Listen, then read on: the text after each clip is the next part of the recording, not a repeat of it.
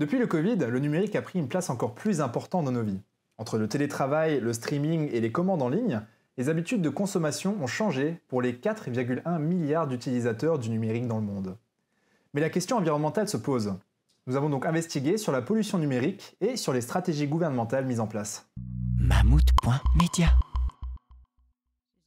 Selon un rapport du Shift Project, le numérique est à l'origine de 4% des émissions mondiales de CO2.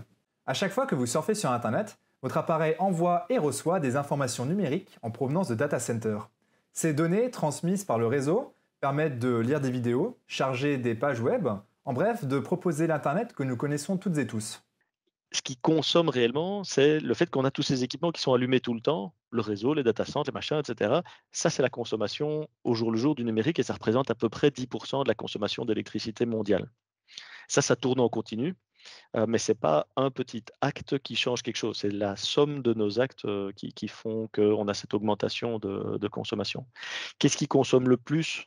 C'est toujours la vidéo, en fait. C'est parce qu'il y a le plus de données qui passent, à travers le réseau à ce moment-là. Donc c'est la vidéo en tout premier, en particulier tout ce qui est Netflix, YouTube et autres, toutes ces vidéos on demand. Ça, c'est à peu près, 60 de la bande passante, qui est utilisée pour ça. Après, on a une vingtaine de pourcents pour les autres types de vidéos comme celles qu'on a maintenant, les caméras de sécurité et d'autres. Et puis seulement 20 pour les autres types d'usages, les emails, les sites web, transfert de fichiers, des choses de ce style-là. Donc quand on vous dit qu'en effaçant vos emails, vous avez sauvé la planète, ben, malheureusement, c'est un pouillème de pourcents. Le stockage des anciens emails, c'est toujours bon à prendre, mais c'est vraiment pas ça qui consomme le plus, c'est surtout les vidéos. L'Europe comme la Belgique annoncent tôt et fort que l'avenir sera numérique et sont donc déjà en train de mettre en place des stratégies digitales. Mathieu Michel, le secrétaire d'État à la digitalisation, veut instaurer une mentalité de Smart Nation. Pour ce faire, il s'entoure des Digital Minds qui travaillent ensemble sur la Belgique numérique de demain. Il y avait toute une série de questions, que ça soit autour de l'intelligence artificielle, de la formation au numérique, du rôle des femmes dans le numérique, de l'accessibilité, et cetera, et cetera. Il y avait plein de sujets qui étaient là-dedans et j'étais le seul à faire attention à l'aspect environnemental quelque part. La problématique que moi je soulevais a été, je veux dire, a été notée, mais n'a pas été prise comme étant une des top priorités. Mais je sais qu'au niveau de son cabinet, c'est un sujet qui garde un intérêt régulier. J'ai souvent des contacts avec eux. C'est pas du tout un truc où ils disent non, on n'en a rien à foutre, mais c'est juste qu'ils ont tellement de priorités on est plus bas que les autres, malheureusement. À Bruxelles, ce sont le CIRB et le cabinet de Bernard Clairfailly qui sont en charge de la transition numérique.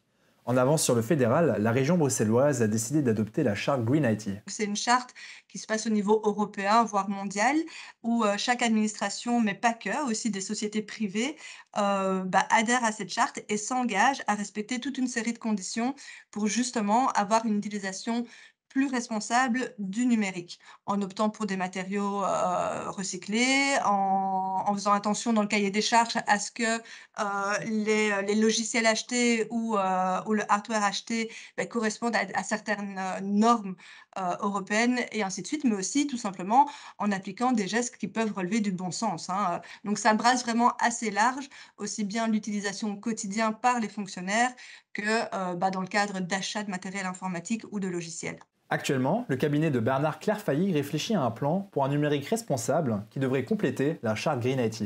Ce qui rend cette stratégie si différente des autres, c'est l'attention particulière portée à la fabrication des matériaux. Et Bruxelles fait bien d'y penser, car la fabrication des terminaux est ce qui pollue le plus. Un nouveau smartphone ou ordinateur aura déjà émis 83% des émissions carbone de son cycle de vie entier avant même d'avoir été utilisé, que ce soit lors du transport mais surtout lors de la fabrication. L'utilisation du smartphone, et donc le fait d'être quotidiennement sur le net, ne représente que 17% de ses émissions totales. Ça demande beaucoup d'énergie parce qu'il faut extraire beaucoup de métaux. Dans un téléphone, vous avez, si ma mémoire est bonne, la moitié de la table des éléments de Mendeleïev. Vous avez des métaux qui sont très difficiles à récupérer, ce qu'on appelle les métaux rares. Ils sont pas rares dans la croûte, mais ils sont très dilués en fait. Donc ça demande de déplacer des tonnes de matière pour récupérer quelques grammes. Et donc ça, c'est très compliqué, c'est très gourmand en énergie. Après l'extraction et le raffinage de ces tonnes de terre, qui demandent principalement de l'énergie fossile, les métaux rares sont envoyés vers les usines où ils sont ensuite transformés en terminaux. Les leaders sont l'Allemagne et la Chine qui créent une grande partie de leur électricité à base de charbon. Cela augmente davantage l'empreinte carbone, tandis que les performances des appareils ont tendance à stagner. Si vous regardez bien, dans les 3 dernières années, sur votre téléphone, vous n'avez pas de nouveaux services qui sont apparus. Il y a 3 ans, vous pouviez faire une recherche sur Internet. Vous aviez des applications qui vous permettaient de trouver votre chemin ou de vendre une cafetière. Depuis, il ne s'est rien passé de plus. Vous pouvez toujours regarder des vidéos, etc. Donc, il n'y a pas eu de révolution. Il n'empêche qu'un téléphone qui a 3 ans, il est vieux. On regarde chez nous, ce qui a le plus d'impact sur ce type de discussion-là, c'est l'Europe.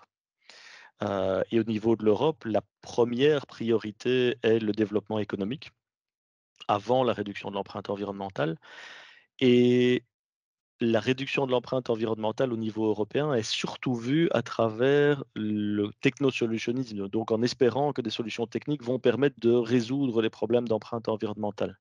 Ce que tous les scientifiques disent aujourd'hui qui n'est pas possible en fait. Il faut absolument qu'on aille à la fois vers de la sobriété et vers le développement de solutions. Si on regarde pour la partie informatique, eh bien, au niveau de la Commission européenne, c'est principalement des acteurs comme Siemens, Nokia, des Microsoft et autres qui ont des capacités de lobbying qui sont phénoménales et qui leur permettent de positionner la technologie comme étant la solution pour résoudre nos problèmes. L'Europe a d'ailleurs créé une coalition pour le numérique vert aux côtés de 26 PDG des TIC. On y retrouve Microsoft, SAP, Orange, Proximus, que des entreprises qui ont un intérêt à ce que le numérique se développe. Le registre de transparence de la Commission et du Parlement européen montre que ce sont les entreprises du numérique qui dépensent le plus en lobbying, avec les GAFAM en tête de gondole. Et cette influence semble payer, car il n'y a toujours aucune législation à l'échelle de l'Europe, que ce soit au niveau de la fabrication ou des forfaits illimités qui incitent fortement à la consommation. Nous avons essayé d'en discuter avec la cellule concernée, mais nous n'avons pas pu trouver un créneau pour un appel. Pourtant, le numérique représentera probablement la prochaine épée de Damoclès qui flottera au-dessus de nos têtes.